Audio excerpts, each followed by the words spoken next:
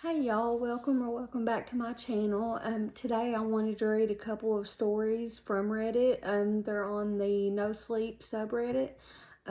Each story I'll be telling you the title and the author of the post, and I'll put it also in the description. Alright, so the first one is titled, "When I was 7 years old, my neighbor would sneak in through my closet." And the poster's name is Horror Junkie 123. I don't remember when it started. I was too young. Johnny, one of my neighbors, used to sneak in through the crawl space at the back of my closet to play. Even now I can still picture him so clearly in my head. His sharp blue eyes, embedded in sunken sockets. His filthy, unwashed hands, fingernails overgrown and caked in dirt. His crooked smile with 3 front teeth missing. I can smell him too. The musk of sweat and grime, the sickly sweet stench of someone who's been rolling in grass and dead leaves. He seems like such a recent memory, even now, 19 years later. As much as I want to, I can't forget him. Not after what happened in the summer of '06. Knock, knock, knock. 3 knocks from inside my closet. That was a sign Johnny was there. I opened the door, greeted by my friend, his toothy smile on full display. I returned the gesture, inviting him into my room. "Hurry up, I want to show you the new game I got." Pokemon Emerald had just come out a year prior, and I just managed to scrounge up enough money to buy it. I took Johnny by the wrist, his lanky frame bending awkwardly to accommodate. He didn't protest. He listened intently as I explained the game mechanics, his eyes glued to the screen. That's one of the things I liked about Johnny. He was an adult, but he didn't treat me like all the other grown-ups did. He listened to what I had to say. He made me feel seen. Maybe that's why I didn't tell anyone sooner. After around 30 minutes, Johnny told me that he had something of his own that he wanted me to see. I perked up, temporarily distracted from my game.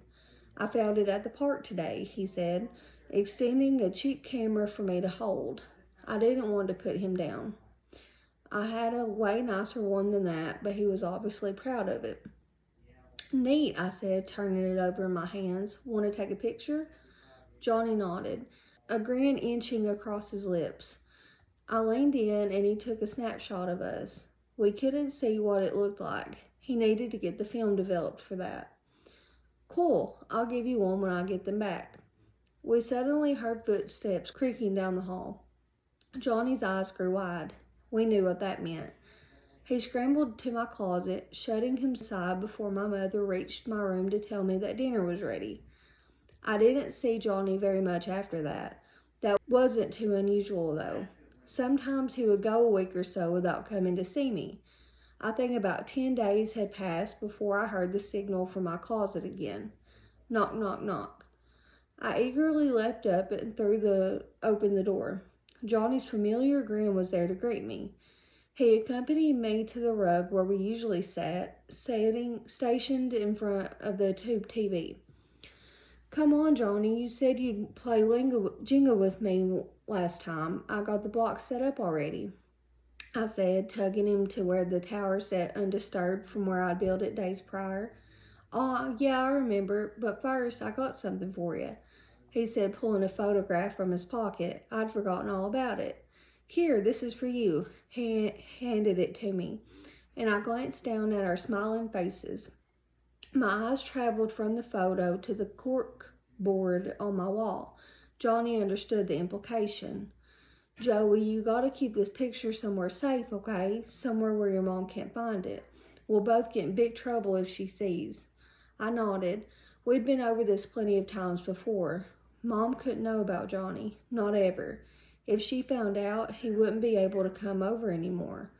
"Attaboy," he said, ruffling my hair. "Now let's get to this Jenga game." Johnny started coming by more frequently after that. He began showing up almost nightly, to the point where it was becoming routine. He would knock, I'd let him in, and we'd play with action figures or board games or draw pictures until Mom would come down the hall and scare him off. I didn't have many friends in school, so I really enjoyed our arrangement. That is, until one night when Johnny came back. Different. A day went by without him popping in, then 2, then 3. After I hadn't heard from him in 2 weeks, I was starting to worry. What if something had happened? As much as his absence shook me, I knew there wasn't a thing I could do about it. I was just a kid. But to my relief, eventually he did come back. Now I wish he never did. I was sitting on my bed, reading a comic book when I heard it. 3 knocks from inside my closet. These didn't sound like Johnny's regular knocks, though. They were quicker, more frantic. I didn't register the difference at first. I was just happy that Johnny had finally returned. I leapt off my bed and raced over to the door, throwing it open with a huge grin on my face. I expected to find Johnny standing there, bearing the same toothy smile that he always did. But when I opened that door, I was met with a different sight. Johnny stood before me, but he wasn't smiling. He looked even dirtier than he normally did. The coat he wore pockmarked with holes and his hands caked in a layer of grime. He had scabs on his face as if he had been relentlessly picking at his flesh. His eyes darted around the room, shifting from one object to another. My heart dropped. I could tell that something was wrong. "Johnny, are you okay?" I asked, a sudden feeling of unease coursing through me. Johnny's eyes snapped to me, his sclera marred by spiderwebbing red veins. He grabbed my wrist and tried ushering me towards the closet. "Joey, there's something I have to show you. Come with me." He pulled me hard, his dirty fingernails digging into my flesh. Little red droplets appeared, tumbling onto the floor. By that point, I was scared. This man was not the gentle, caring friend I knew. I screamed, both out of fear and pain. I could hear Mom's footsteps crashing down the hall in response. Normally, Johnny would have hidden at the sound, but not this time. He was determined to take me with him.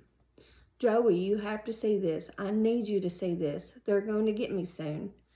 Tears involuntarily welled in my eyes. I didn't know what Johnny had to show me, and I didn't want to know. Fortunately, I would never have to see what it was. Mom burst into my room in full mama bear mode. It took her a moment to register what was happening, but the second she did, she rushed over to us and began hitting Johnny as hard as she could. He eventually let go of me and fell to the floor. Then Mom scooped me up and bolted down the hall and into her room, where she locked the door and phoned the police. I didn't see Johnny being let out of the house in handcuffs. I'm glad I didn't. I think that strange image would have stuck with me for a long time. Mom had long since forgotten about the panel at the back of my closet, buried by the old clothes and shoes. Inside was a small storage room. It turns out that there was never a crawl space that led outside. I'd been lied to. But even more disturbing was what the police found in their search. Among a slew of wrappers and empty food containers, they discovered a sleeping bag, dozens of dirty needles, and photographs, hundreds of them. I was in every single one. Walking home from school, eating breakfast, playing with the neighborhood kids. I didn't know how he got some of them. That still terrifies me. How many times had Johnny been lurking just out of sight? Additionally, they found a notebook. It only had one entry. The photograph that I had taken with Johnny was taped inside with the words "Johnny and Joey, best friends forever," written beneath. I don't know how many years he received. We moved shortly after he was apprehended, and Mom didn't ever bring it up again. I don't blame her. I try my best to forget. But even after all this time, I can't get it out of my head. Sometimes I glance down at the tiny scar on my wrist, and I wonder what would have happened if I would have followed Johnny into that room. Thank goodness the mom heard the screams and came in there when she did and saved Joey. So the next one is called "Someone's Been Commenting on My Old Blog Post from 2009. And the poster's name is Entertainment LCY 5046. I'm never the one that manages to catch any attention online. Alongside with other social media platforms that can shyly offer my daily life to the world, I started my own blog as well, only to ditch it after a passionate 4 months of posting. My younger self couldn't bear the lack of likes, comments, and visitors, and it had eventually given up. It's been 16 years ever since my fascination ended, and my habit of checking inboxes was long gone.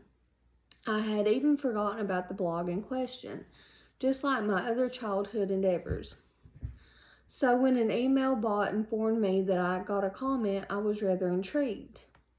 The comment was private, unlike the other comments I sometimes got.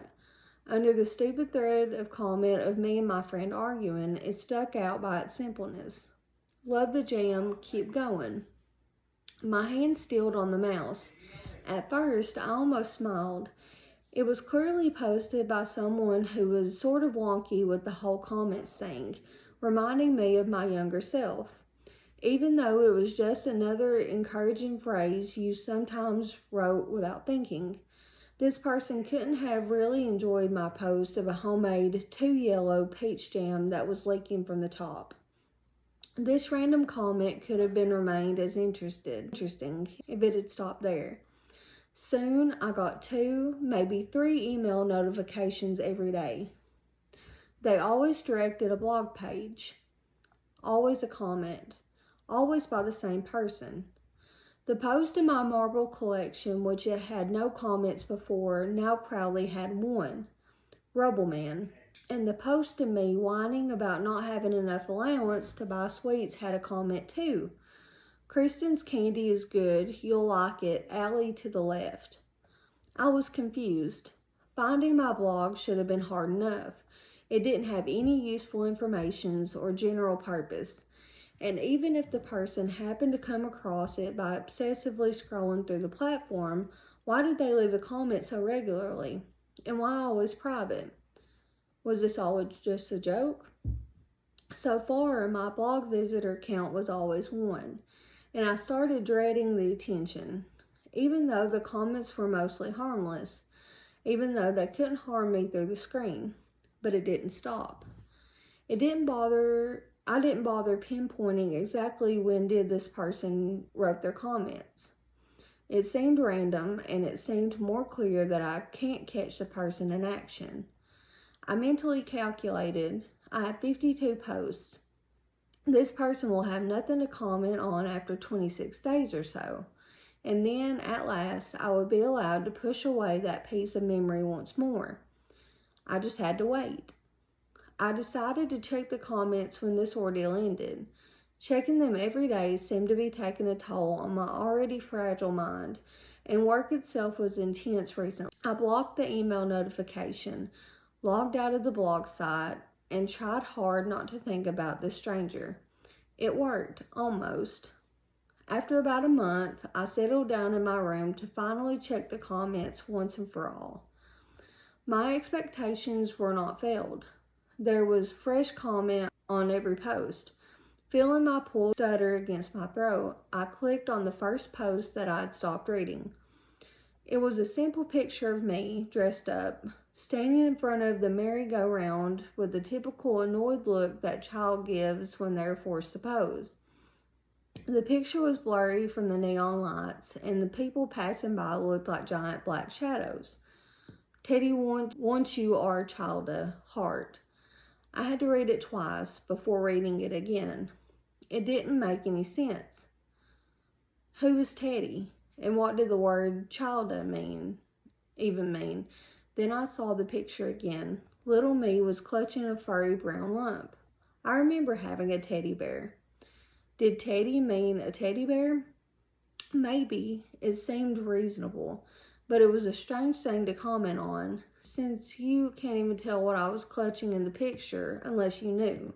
The other few comments were the same, unreasonable sentences over and over again. I slowly grew irritated. This had to be a joke.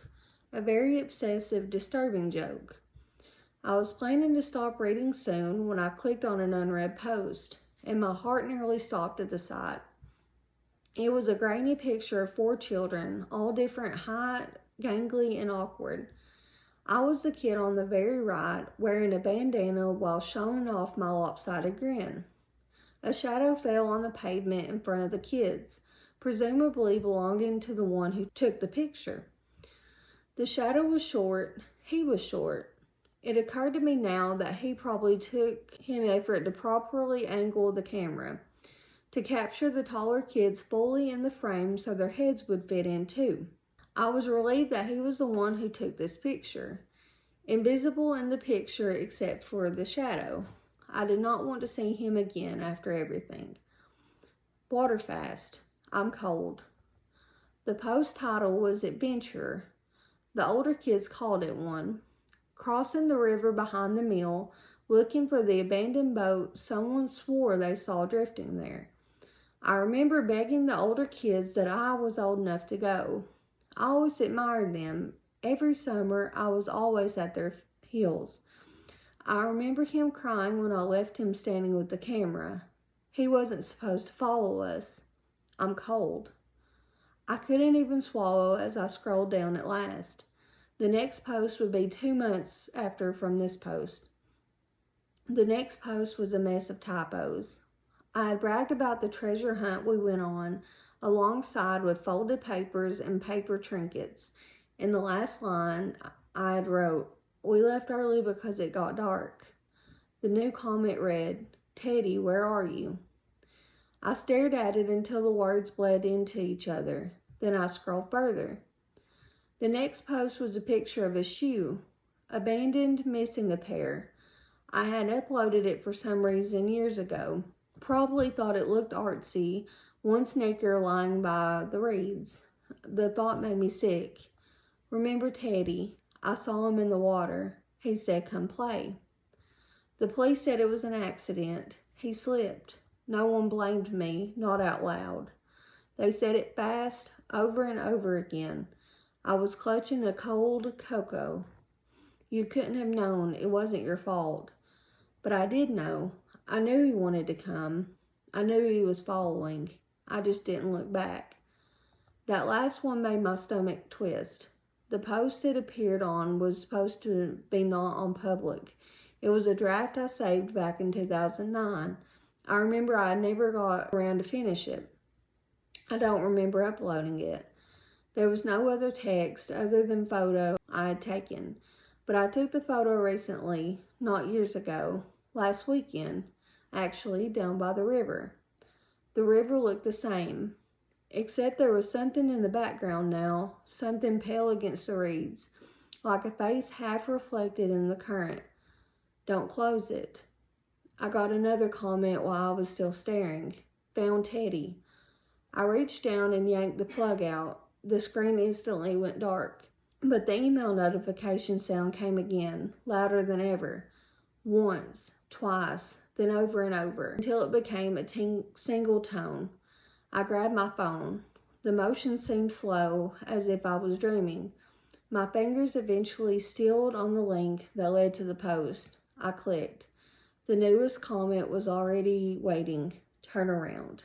That one was really good too. These both were very spooky, and the writers of both of these stories are very, very talented, and they did very good on writing these stories. If you liked this video and want me to read more stories, please let me know down in the comments. I'd appreciate it. I like doing these kind of videos and reading spooky stories with y'all. And if you don't care to like and comment and subscribe, I'd very much appreciate it. And I hope y'all have a good night. See you next time.